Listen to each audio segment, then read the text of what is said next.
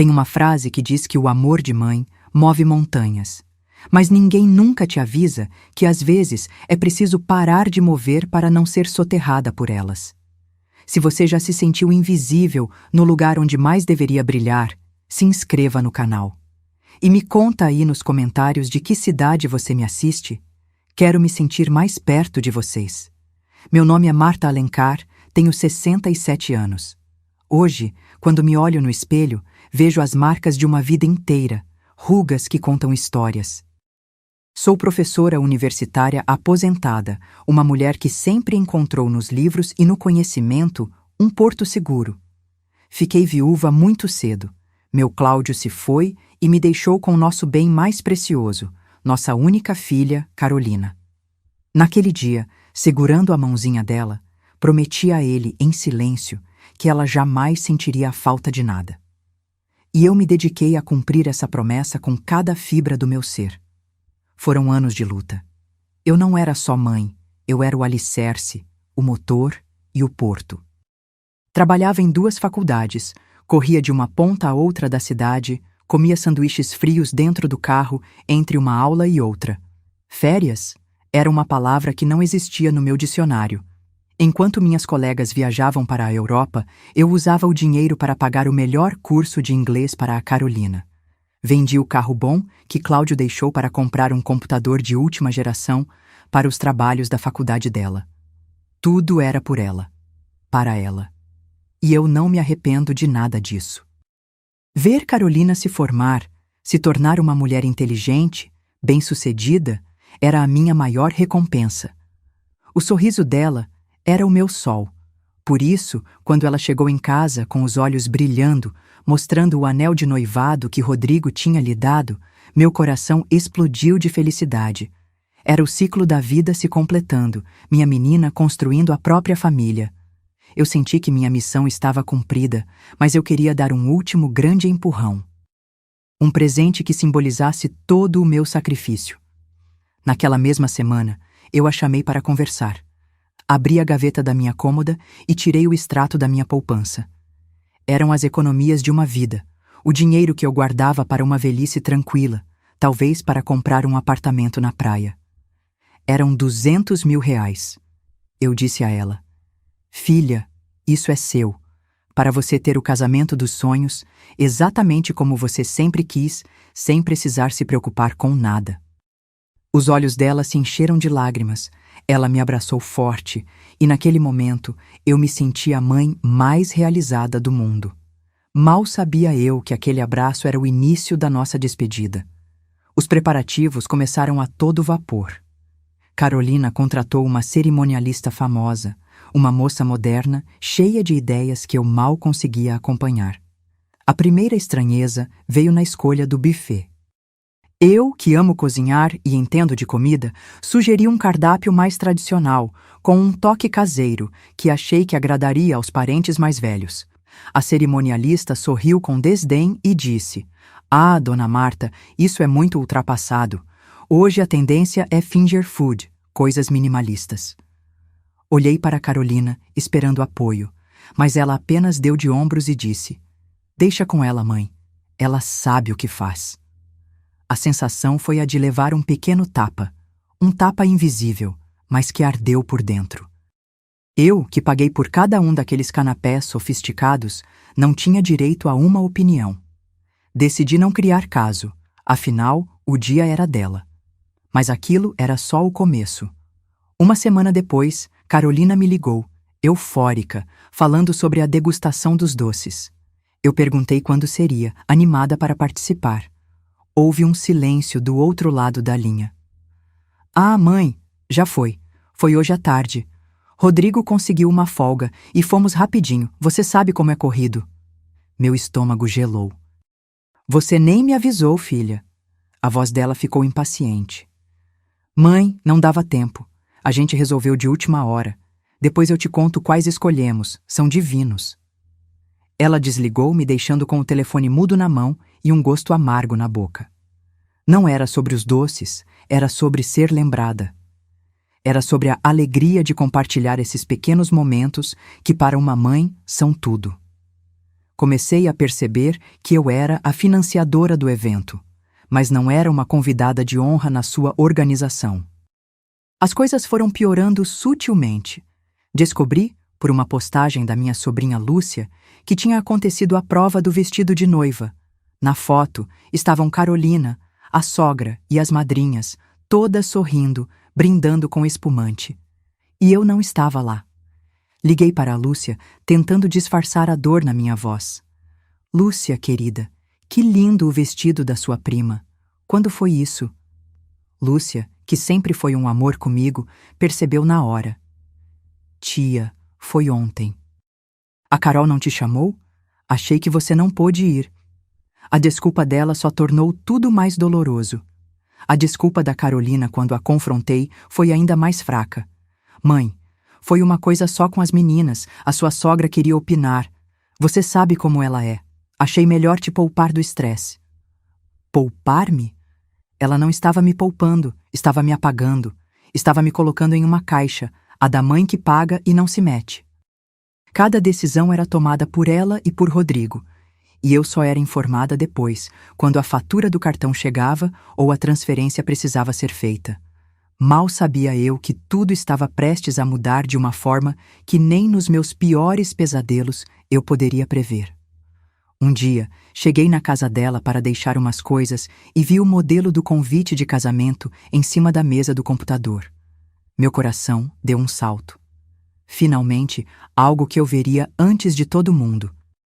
Peguei o papel delicado com letras douradas e comecei a ler.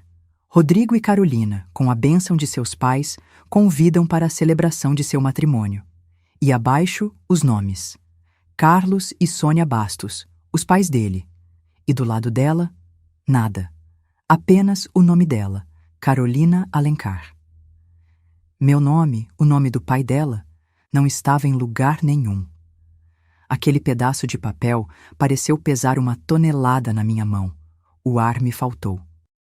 Eu não era apenas a provedora financeira. Eu era a única figura parental viva que ela tinha. Eu era a memória do pai dela, a história dela. E eu tinha sido sumariamente deletada do convite. Quando ela entrou na sala e me viu com o papel na mão, seu rosto se fechou. Mãe, o que você está fazendo? Minha voz saiu trêmula. Meu nome não está aqui, Carolina. A resposta dela foi a gota d'água que começou a encher meu copo de mágoa até a borda. Mãe, a cerimonialista disse que é mais chique assim, mais moderno. Fica muito longo colocar o nome de todo mundo. E como o papai não está mais aqui, fica estranho colocar só o seu. Por favor, não crie acaso por causa de um detalhe. Um detalhe.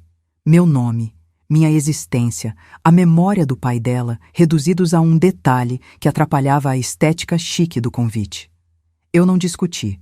Apenas coloquei o convite de volta na mesa, com um cuidado que eu não sentia por dentro. Senti meus olhos marejarem, mas segurei firme. Eu não ia dar a ela o gostinho de me ver chorar, de me acusar de fazer drama. Apenas assenti com a cabeça e mudei de assunto.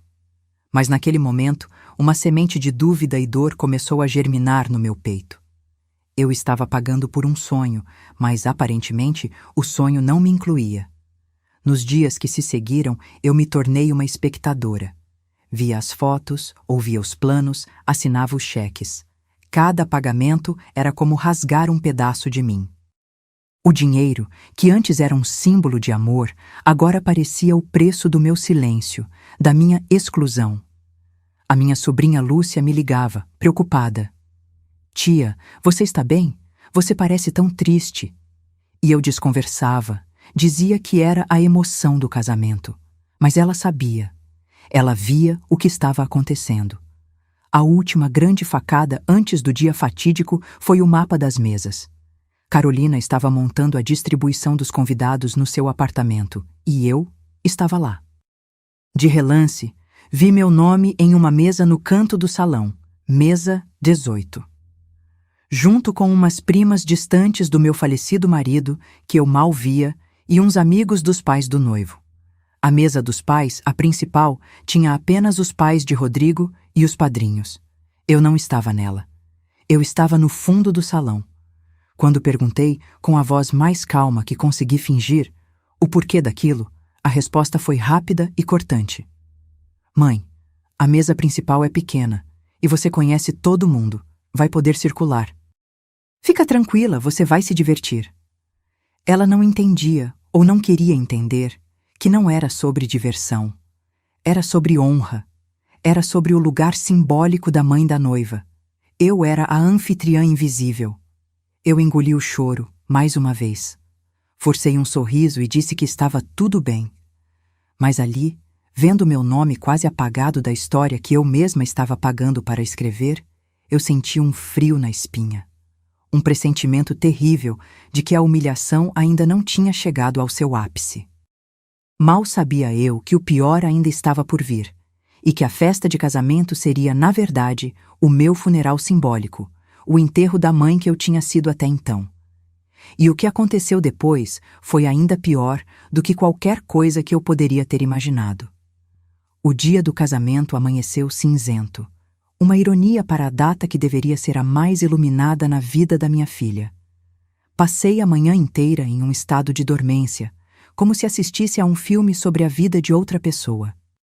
Escolhi meu vestido com um cuidado quase cirúrgico. Era um modelo de seda azul, caro, elegante, que eu mesma comprei. Queria que ele gritasse "Mãe da noiva", já que tudo o mais sussurrava "figura secundária". Enquanto me maquiava, tentava ensaiar um sorriso no espelho, mas meus lábios tremiam. Havia uma batalha dentro de mim. A mãe que queria a felicidade da filha acima de tudo e a mulher que estava sendo sistematicamente humilhada. Cheguei à igreja e a primeira coisa que notei foram as flores. Lírios brancos e orquídeas, exatamente os que eu paguei uma fortuna para ter. O cheiro era estonteante, mas para mim, naquele momento, parecia o cheiro de um velório. Sentei-me no banco que me indicaram, não na primeira fila, mas na segunda. A primeira era reservada para os pais e padrinhos de Rodrigo. Tentei me convencer de que era um protocolo moderno, mais uma daquelas coisas chiques da cerimonialista.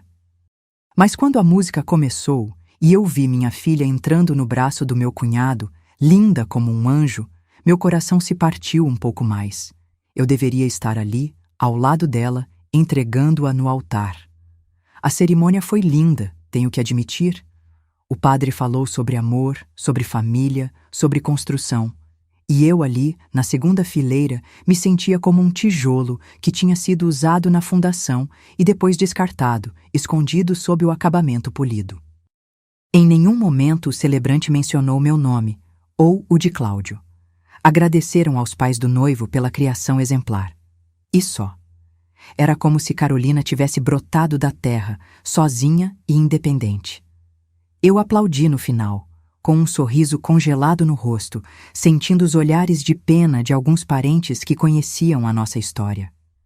Mas aquilo era só o começo. A festa seria o verdadeiro palco do meu sofrimento. A recepção estava deslumbrante. Um salão enorme, com lustres de cristal, mesas impecavelmente postas e a música ambiente que custou o preço de um carro popular. Caminhei entre os convidados, tentando parecer a anfitriã que, em tese, eu era. Foi então que um senhor simpático, amigo do pai de Rodrigo, se aproximou. "A senhora é parente da noiva?" ele perguntou sorrindo. "Sou a mãe dela", respondi com um pingo de orgulho na voz. A reação dele foi o primeiro prego no meu caixão. "Ah, que bom! A Carol falou tanto da tia de Minas que vinha para o casamento. É um prazer conhecê-la." Eu fiquei sem ar. Tia de Minas? Eu não sou de Minas. Eu sou a mãe dela, a mulher que morava a 20 minutos da casa dela, a mulher que financiou cada centímetro daquele luxo. Forcei o sorriso mais falso da minha vida e disse: "Houve um engano. Eu sou a mãe mesmo, Marta." Ele ficou sem graça, pediu desculpas e se afastou rapidamente. Fiquei parada ali, no meio do salão, sentindo um frio que não vinha do ar-condicionado. Minha própria filha não havia sequer mencionado minha existência para os amigos da nova família. Eu era a tia distante. Tentei afogar a mágoa em uma taça de espumante, mas o álcool não tinha efeito. Caminhei até minha mesa, a de número 18, no fundo do salão. Sentei-me ali e observei a cena. Via Carolina e Rodrigo na mesa principal, rindo, brindando, sendo o centro do universo. E eu, na periferia daquela galáxia, era um planeta morto, sem luz própria. Minha sobrinha Lúcia veio até minha mesa, seus olhos cheios de preocupação. Tia, por que você está aqui? Seu lugar é lá na frente. Apenas balancei a cabeça. Deixa, minha filha, está tudo bem. Mas a voz dela, cheia de carinho, só fez a minha dor ficar mais aguda. Mal sabia eu que a humilhação ainda ganharia novos contornos. O momento dos discursos chegou. O pai de Rodrigo fez um discurso emocionado sobre o filho, sobre a alegria de receber Carolina na família. Depois, Rodrigo pegou o microfone. Agradeceu aos seus pais, aos seus sogros Carlos e Sônia, de forma eloquente e demorada. Agradeceu aos padrinhos, um por um. Agradeceu à cerimonialista pelo trabalho impecável. Agradeceu aos convidados. E então, no final, quando eu achei que ele tinha se esquecido, ele disse: "E um obrigado especial a Marta, por ter ajudado a gente." E foi só. Ajudado a gente. Como quem agradece ao garçom que serviu a água. Então foi a vez de Carolina. Meu coração deu um último salto de esperança. Ela era minha filha. Ela não faria isso comigo, mas ela fez. Ela repetiu os agradecimentos de Rodrigo com a voz embargada de emoção ao falar dos sogros, das amigas. E no final, ela olhou na minha direção, lá no fundo do salão, e disse: "E para minha mãe, obrigada por tudo." Foi rápido, quase protocolar, antes de ela seguir para o próximo tópico. Obrigada por tudo. 2 palavras para resumir uma vida de sacrifício. O salão aplaudiu e eu senti meu rosto queimar. Aquilo foi um soco no estômago, mas eu me recompus. Afinal, a noite era longa. E o que aconteceu depois foi ainda pior. A hora da valsa, das fotos, o auge da festa. O fotógrafo, um rapaz jovem e agitado, começou a organizar as pessoas para as fotos oficiais. "Agora, a foto com os pais", ele gritou. Automaticamente, como um reflexo de uma vida inteira, eu me levantei da minha mesa no fundo do salão e caminhei em direção ao centro, onde o cenário para as fotos estava montado. Eu ia tirar a foto com a minha filha. Era o meu direito, a minha alegria. Enquanto eu me aproximava com o coração um pouco mais leve, vendo o flash disparar, Carolina me viu. Seu sorriso desapareceu instantaneamente, substituído por uma expressão de pânico e irritação. Ela fez um gesto brusco com a mão, me mandando parar. Eu congelei no meio do caminho. Ela se aproximou rapidamente, enquanto Rodrigo e os pais dele posavam para o fotógrafo, e sibilou para mim, com a voz baixa e cheia de fúria: "Mãe, o que você está fazendo? Agora é a foto com a família de verdade." Eu não consegui processar. "Mas eu sou sua família", gaguejei.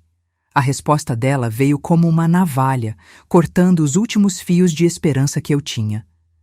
"Mãe, por favor, não faz drama. Fica aí no fundo, não atrapalha as fotos. Depois a gente tira uma só nós duas, se der tempo." Ela se virou e voltou para o seu lugar sob as luzes, deixando-me parada ali, no meio do caminho, exposta. "Fica aí no fundo. Não atrapalha as fotos." Aquelas palavras ecoaram na minha cabeça mais alto que a música, mais forte que as risadas. Eu olhei ao redor.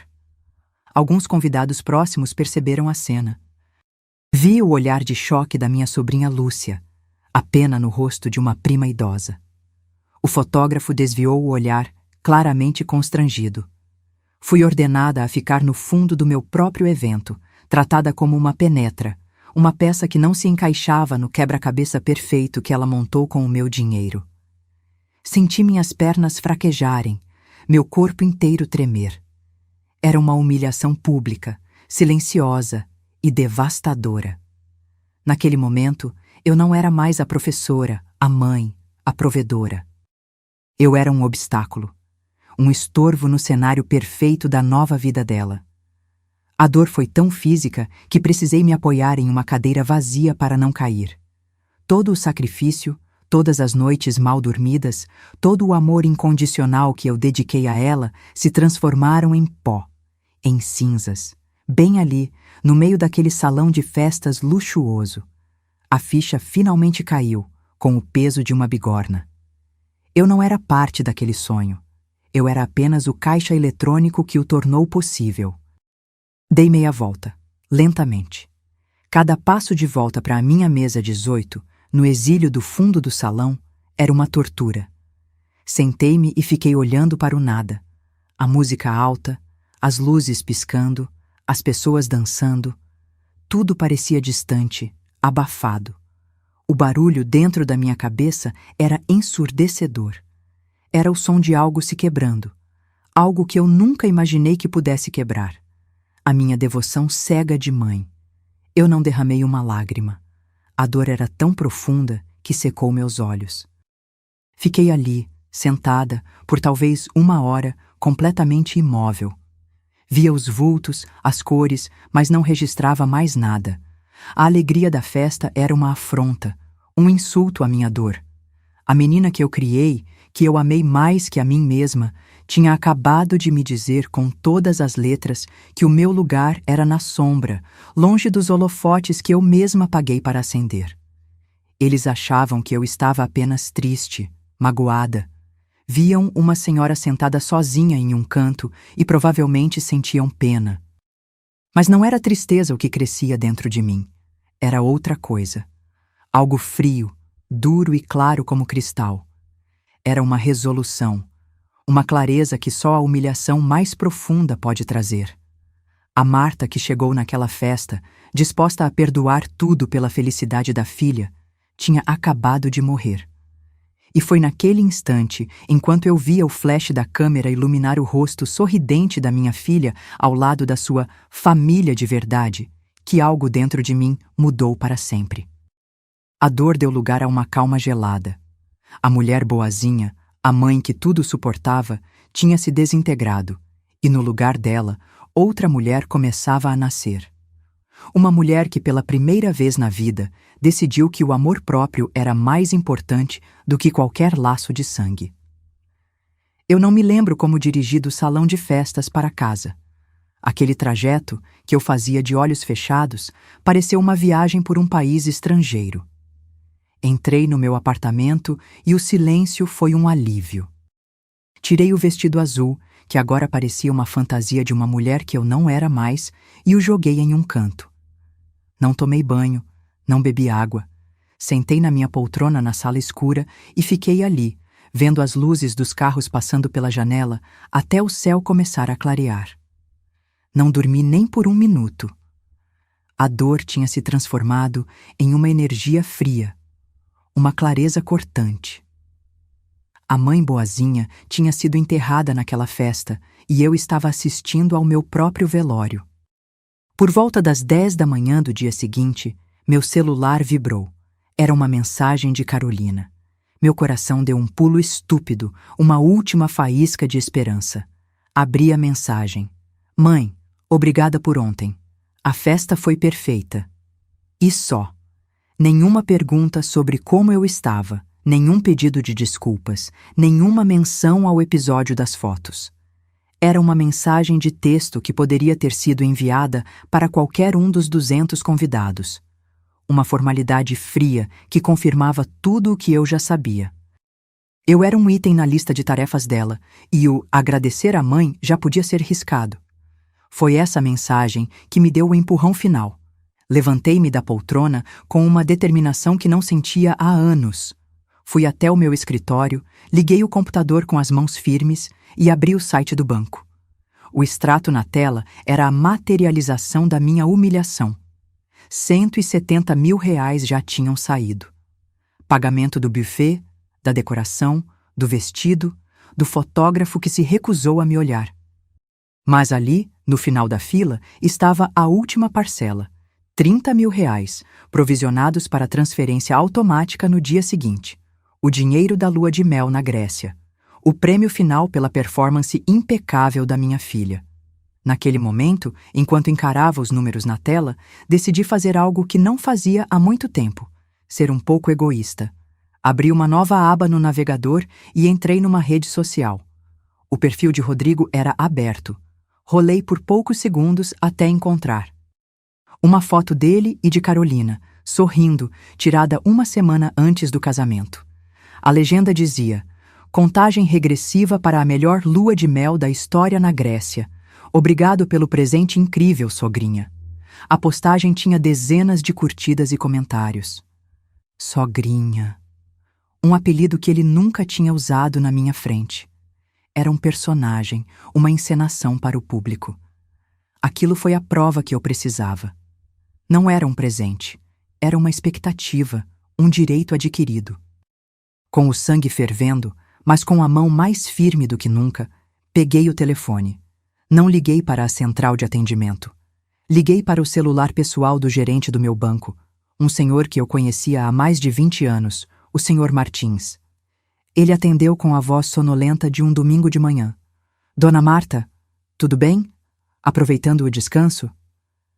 Minha voz saiu sem nenhum tremor. Sr. Martins, bom dia. Desculpe o incômodo, mas preciso que o senhor faça algo urgente para mim. Preciso que cancele uma transferência programada para amanhã. Houve um silêncio do outro lado. Cancelar? A de 30 mil reais?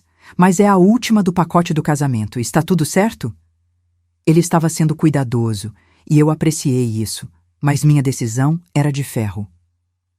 Está tudo errado, Martins. Cancele, por favor, e garanta que essa ordem não possa ser revertida. É uma decisão final. Ele percebeu a seriedade na minha voz. Pois não, Dona Marta. Considere feito. Segunda-feira, no primeiro horário, eu formalizo tudo no sistema. Fique tranquila. Desliguei o telefone e respirei fundo pela primeira vez em 24 horas. Foi a primeira lufada de ar puro depois de quase me afogar. Meu próximo passo precisava de mais cuidado.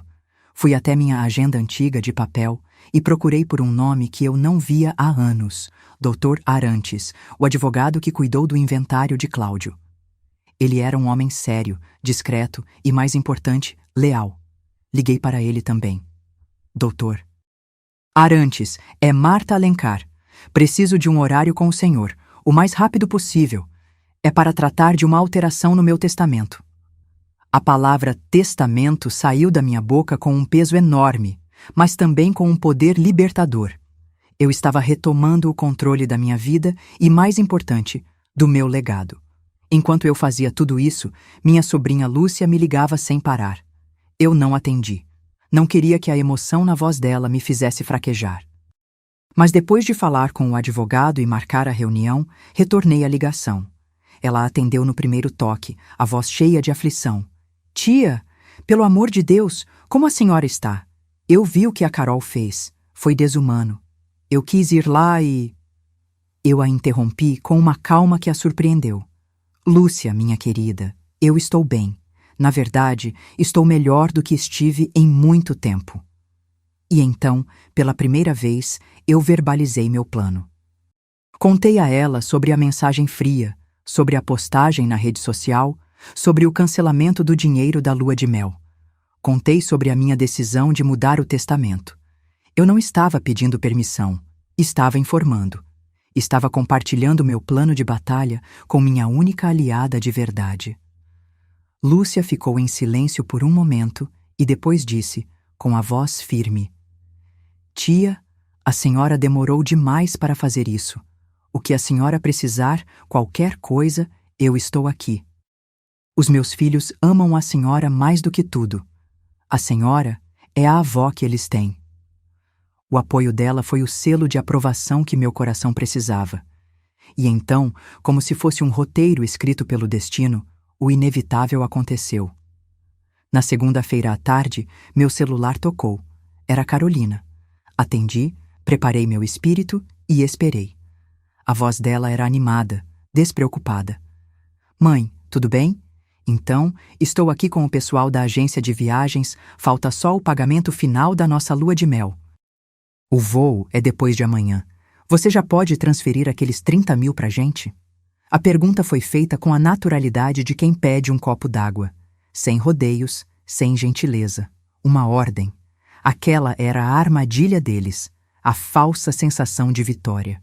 Eles me humilharam, me descartaram e agora, com a maior tranquilidade do mundo, vinham cobrar a fatura. Acharam que nada tinha mudado, que a mãe tola continuaria pagando por seus caprichos. Respirei fundo e usei a voz mais neutra que consegui. Filha, eu vou verificar aqui no meu extrato e te retorno. Ela pareceu um pouco impaciente. Verificar o quê, mãe? É só transferir. O dinheiro estava lá. A gente precisa pagar isso hoje.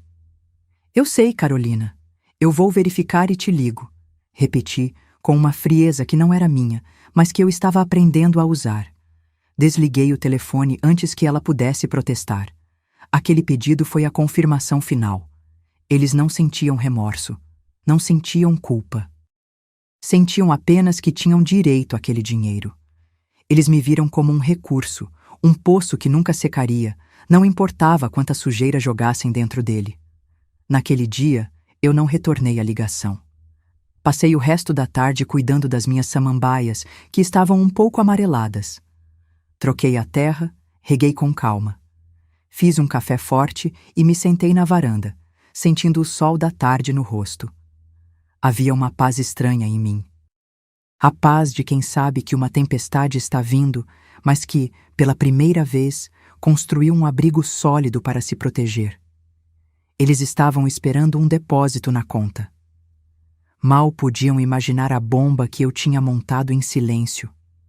A raiva inicial tinha se assentado, dando lugar a uma estratégia calculada. Não era mais sobre vingança, era sobre justiça. Justiça poética. Era sobre ensinar, da maneira mais dura possível, uma lição que eu, na minha devoção cega, falhei em ensinar. Gratidão. Respeito. O reconhecimento de que o amor de uma mãe é, sim, o maior do mundo, mas não é um cheque em branco para a crueldade e o descaso. Eu sabia que o confronto seria terrível. Sabia que seria acusada de tudo, de ser amarga, vingativa, louca. Mas eu não tinha mais medo. O medo tinha morrido junto com a minha ingenuidade, lá naquele salão de festas. Agora eu só tinha a mim mesma e a minha dignidade recém-resgatada. E isso era mais do que suficiente. Eles achavam que eu estava derrotada, uma velhinha triste e solitária no meu apartamento. Mas eu tinha um trunfo que eles nem imaginavam. A tempestade estava prestes a estourar e eu estava segurando o raio. Eu não precisei esperar muito. O sol já estava se pondo, pintando o céu de laranja e roxo, quando meu telefone tocou pela terceira vez naquele dia. O nome Carolina brilhava na tela. Respirei fundo, não com medo, mas como um mergulhador que se prepara para descer a uma grande profundidade. Eu estava no meu santuário, a minha sala, com uma xícara de chá de camomila nas mãos. O calor da porcelana era reconfortante, uma âncora para a tempestade que eu estava prestes a enfrentar. Atendi e coloquei no viva-voz, pousando o aparelho na mesa de centro. Queria minhas mãos livres. Queria me sentir no controle do meu próprio espaço. A voz dela já não era animada. Estava carregada de uma impaciência que beirava a grosseria. Mãe, estou esperando. Você transferiu o dinheiro ou não? A mulher da agência vai embora, eu vou perder a reserva. Custa fazer uma coisa simples que eu te peço? A agressividade dela era o combustível que eu precisava para apagar qualquer resquício de dúvida que ainda pudesse existir em mim. Olhei para a minha samambaia recém-cuidada, verde e viva, e respondi com uma calma que a desarmou completamente. Carolina, eu não transferi o dinheiro. Houve um silêncio do outro lado da linha. Um silêncio pesado, carregado de incredulidade. Eu podia quase imaginá-la, com o telefone na orelha, franzindo a testa, tentando processar uma informação que não cabia em seu universo. O quê? Como assim você não transferiu? Eu não estou entendendo. É o dinheiro do meu casamento, mãe. Você prometeu. A voz dela começou a subir de tom, misturando confusão com acusação. Ela ainda achava que era um problema técnico, um esquecimento da minha parte. Não, filha. Não é o dinheiro do seu casamento. Era um presente. E presentes são dados como um gesto de amor, de inclusão.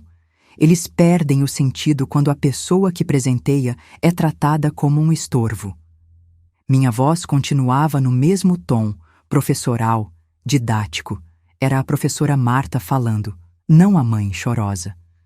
Eu estava dando uma aula, a mais importante da minha vida, e ela era a aluna que se recusava a aprender.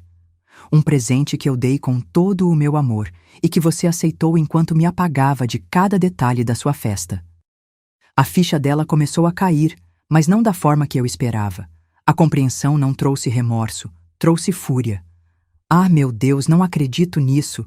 Você está fazendo isso por causa daquela bobagem da foto? Mãe, você vai estragar a minha lua de mel, a viagem dos meus sonhos, por causa de um draminha ridículo? Eu não te coloquei na foto e agora você quer se vingar? É isso? Que coisa pequena, que atitude mesquinha. Cada palavra era um veneno, uma tentativa de me diminuir, de me culpar. Mas as palavras dela não me atingiam mais. Eu estava blindada pela minha nova resolução. Pequeno, Carolina. Pequeno foi ser chamada de tia distante por um convidado. Pequeno foi ter meu nome arrancado do convite da minha única filha. Pequeno foi ser colocada numa mesa no fundo do salão como uma indigente. E a cena da foto, minha filha, não foi uma bobagem. Foi o ponto final. Foi você me dizendo na frente de todos que a minha presença era indesejada. Que eu deveria ficar no fundo para não atrapalhar. Você se lembra das suas palavras? Eu me lembro de cada uma delas. Eu podia ouvir a respiração dela, rápida e ofegante. De repente, outra voz surgiu na linha, mais grave e falsamente conciliadora. Era Rodrigo. Dona Marta, aqui é o Rodrigo. Acho que estamos tendo um mal-entendido. A Carol está muito nervosa. A gente está sob estresse. A senhora sabe como é. Esse dinheiro é importante pra gente. Vamos fazer assim, a senhora libera o dinheiro e quando a gente voltar da Grécia, a gente senta e conversa sobre tudo isso, que tal? Com calma. A condescendência dele era insultuosa. Ele estava tentando me tratar como uma criança birrenta que precisava ser acalmada. Foi a vez de eu rir, uma risada curta, seca, sem humor. Rodrigo, não há mal-entendido nenhum. Eu entendi tudo perfeitamente bem no sábado.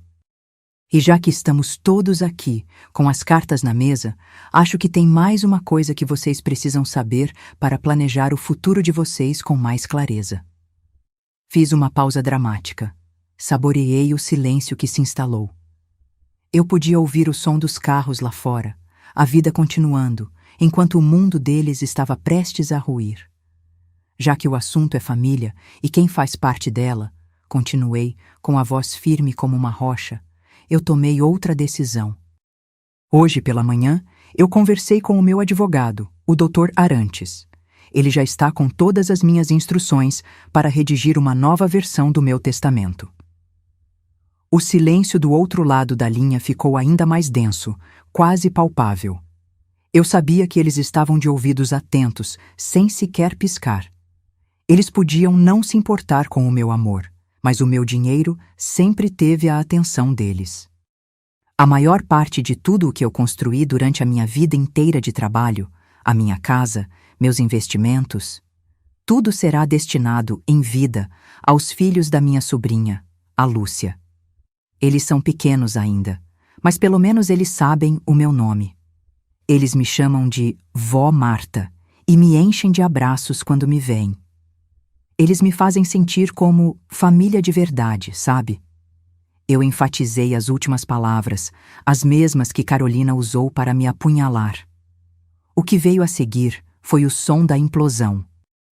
Não foi um grito de raiva imediato, foi um som engasgado, um arquejo, como se o ar tivesse sido roubado dos pulmões de Carolina. E então, o caos. O quê? Você ficou louca? Você não pode fazer isso! Ela gritou, a voz estridente, rompendo a barreira do controle. Ao fundo, ouvi Rodrigo xingando, um palavrão baixo e pesado. Essa velha pirou. Ela não pode fazer uma merda dessas. A encenação tinha acabado. As máscaras tinham caído. Eu posso e eu já fiz, Carolina. respondi, com a tranquilidade de quem anuncia o tempo. É o meu dinheiro, é a minha vida, e pela primeira vez são as minhas regras. Vocês me ensinaram uma lição muito valiosa no dia do casamento de vocês. Me ensinaram que meu lugar não era ali, que eu não fazia parte daquele novo núcleo familiar que vocês estavam formando. E quer saber? Eu finalmente concordei com vocês. Se eu não sou boa o suficiente para sair na foto, também não sou boa o suficiente para financiar a vida de luxo de vocês. A voz de Carolina, agora, era um misto de choro e fúria, um som desesperado de quem perdeu tudo. Você está destruindo a minha vida. Você é uma mãe horrível, egoísta. Eu te odeio. Eu te odeio. Os gritos dela não me machucavam mais. Eram apenas ruído. O ruído de um castelo de areia desmoronando. Eu esperei que ela terminasse a crise, o som dela soluçando do outro lado da linha.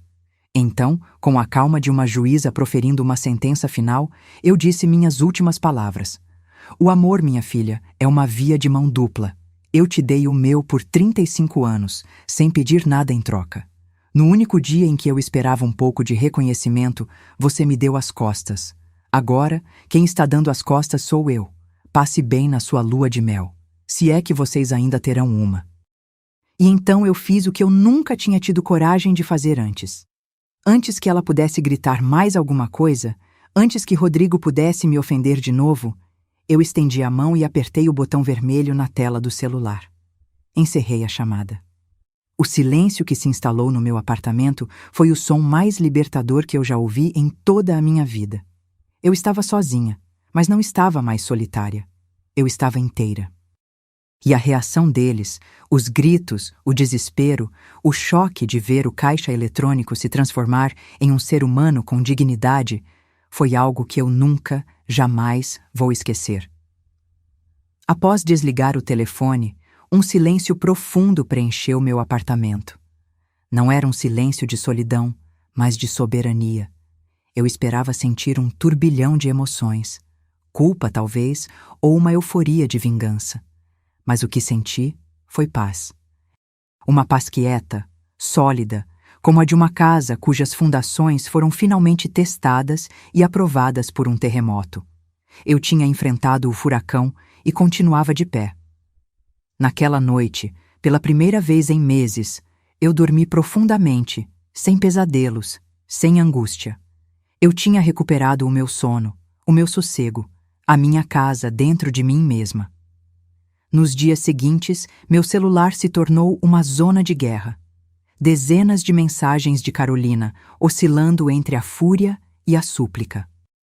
Acusações de que eu era uma mãe monstro, seguidas de falsas promessas de que tudo seria diferente se eu apenas consertasse o que fiz. Houve também ligações de Rodrigo, que eu não atendi. E até de Sônia, a mãe dele, que me deixou uma mensagem de áudio me chamando de ingrata e desequilibrada. Ignorei tudo. Coloquei o celular no modo silencioso e o deixei em uma gaveta. A guerra deles não era mais a minha. Eu tinha assinado o meu tratado de paz. Uma semana depois, Lúcia me ligou no telefone fixo. A voz dela era um misto de cautela e satisfação. Tia, só para a senhora saber, a lua de mel foi cancelada. A Carol postou uma nota dizendo que foi por motivos de força maior. Uma prima me contou que a briga entre ela e o Rodrigo foi feia, que ele a acusou de não saber controlar a mãe. Parece que o castelo de cartas deles começou a desmoronar quando o primeiro tijolo de ouro foi retirado. A notícia não me trouxe alegria, mas uma sensação de justiça inevitável. Um relacionamento baseado em aparências e benefícios financeiros raramente sobrevive à primeira crise de verdade. Com o barulho do mundo do lado de fora, comecei a reconstruir o meu por dentro. Fui à reunião com o Dr. Arantes e assinei os papéis do Novo Testamento, sentindo um alívio imenso. Depois, fiz algo que não fazia há 30 anos. Abri um site de viagens, não para os outros, mas para mim. Comprei uma passagem para Tiradentes, em Minas Gerais. Eu sempre quis conhecer, passear por aquelas ruas de pedra, respirar história. Fui sozinha. E naquela viagem, caminhando sem pressa, eu me reencontrei. Eu não era a tia de Minas, eu era a Marta. A mulher que amava a história, que se emocionava com arte barroca, que apreciava um bom pão de queijo. Os meses passaram. Eu me dediquei às minhas plantas. Meu pequeno jardim na varanda nunca esteve tão florido. Passei a frequentar um clube do livro, a fazer aulas de yoga. Comecei a usar o dinheiro que seria da lua de mel para reformar meu apartamento, deixá-lo com a minha cara, não com a cara da casa da mãe da Carolina. Os filhos da Lúcia vinham passar as tardes de sábado comigo. Nós fazíamos bolo, líamos histórias. O som da risada deles era a trilha sonora da minha nova vida. Eu estava preenchendo os espaços vazios de mim mesma com as minhas próprias alegrias. Até que um dia, numa tarde chuvosa de outono, a campainha tocou. Eu não esperava ninguém. Olhei pelo olho mágico e meu coração parou por um instante. Era Carolina. Mas não a Carolina do casamento, produzida e arrogante. Era uma versão mais simples, mais pálida. Estava sem maquiagem, o cabelo preso de qualquer jeito, vestindo um jeans e uma camiseta simples. Seus olhos estavam inchados, cansados. Havia uma vulnerabilidade nela que eu não via desde que ela era uma menina. Hesitei por um momento, mas abri a porta. Ela não tentou entrar. Ficou ali, parada no corredor, sob a luz fraca do corredor do prédio. E então, as palavras que eu achei que nunca mais ouviria saíram da boca dela, em um sussurro embargado. Mãe, me perdoa. E as lágrimas que ela não chorou no dia do meu confronto desabaram. Um choro silencioso de quem foi derrotado não pela perda do dinheiro, mas pelo peso dos próprios erros. Ela não pediu nada, não falou do testamento, não mencionou a lua de mel. Ela continuou, a voz falhando. Eu fui horrível, cega, estúpida. Eu deixei o Rodrigo, a pressão, a vaidade. Eu deixei tudo isso me transformar na pior versão de mim mesma. Eu te humilhei, mãe. Eu sei disso agora. E nesses meses, a coisa que eu mais senti falta não foi o dinheiro. Foi da minha mãe. Foi de poder te ligar para contar uma bobagem. Foi do seu colo. Eu sinto muito. Eu sinto muito mesmo. A sinceridade no choro dela era inegável. A vida tinha lhe dado a lição que eu não consegui dar. Eu a escutei em silêncio, deixando que ela esvaziasse seu coração. Uma parte de mim, a mãe antiga, queria abraçá-la e dizer que estava tudo bem. Mas a nova Marta, a mulher que aprendeu a se valorizar, sabia que a cura não era tão simples. As feridas eram profundas demais para serem curadas com um simples abraço. A confiança, uma vez quebrada em tantos pedaços, não se cola da noite para o dia. Abri mais a porta e disse com a voz serena: Entra, Carolina, vou fazer um chá para você. Ela entrou, olhou ao redor do meu apartamento renovado, como se visse tudo pela primeira vez. Enquanto a água esquentava na cozinha, eu tomei minha decisão final. O perdão era possível, mas o esquecimento, não. As condições do nosso relacionamento, a partir daquele dia, seriam outras. Seriam as minhas. Sentamos à mesa, uma de frente para a outra, com as xícaras de chá entre nós. Eu aceito o seu pedido de desculpas, Carolina, comecei. Mas você precisa entender que as coisas não podem voltar a ser como eram. Aquele dinheiro não vai voltar. O testamento não vai mudar. As consequências dos seus atos são permanentes. Elas são a cicatriz que vai nos lembrar, para sempre, do que aconteceu. Ela apenas assentiu, as lágrimas ainda escorrendo pelo seu rosto. O respeito, continuei, não é um item opcional na nossa relação. É a base de tudo. Se você quiser reconstruir essa ponte que você mesma queimou, terá que ser um tijolo de cada vez, com paciência, com verdade, com respeito, sem expectativas, sem cobranças. Olhei bem nos olhos dela. Eu perdoo a minha filha, mas a mulher que você foi naquele casamento, essa, eu não sei se um dia conseguirei esquecer. Aquele foi o início de um longo e lento processo. Não houve milagres. Houve conversas difíceis, silêncios necessários e pequenos gestos. Mas, aos poucos, comecei a ver traços da minha antiga menina ressurgindo, agora com a humildade que a vida lhe ensinou. O dinheiro nunca mais foi assunto entre nós. Mas o respeito, aos poucos, começou a voltar a fazer parte da nossa história. Hoje, eu sei que o amor de uma mãe é, sim, imenso. Ele pode mover montanhas, atravessar oceanos. Mas ele não é incondicionalmente cego e não pode ser um salvo-conduto para a humilhação. O amor próprio precisa caminhar junto. Porque, no fim das contas, eu percebi que, ao ser empurrada para fora do palco da vida da minha filha, eu fui forçada a construir o meu próprio. E nesse palco, eu sou a protagonista. Porque, no fim, eu não perdi uma filha, eu ganhei a mim mesma de volta. E esse foi o maior presente que eu poderia ter recebido. Se a minha história tocou você de alguma forma, se inscreva no canal para mostrar o seu apoio a mulheres que não aceitam ser humilhadas. Cada nova inscrição é uma voz que se junta à nossa comunidade. Compartilhe com alguém que precisa ouvir que nunca é tarde para retomar as rédeas da própria vida. E não se esqueça de deixar o seu comentário. Eu leio cada um de vocês. Um beijo e fiquem em paz.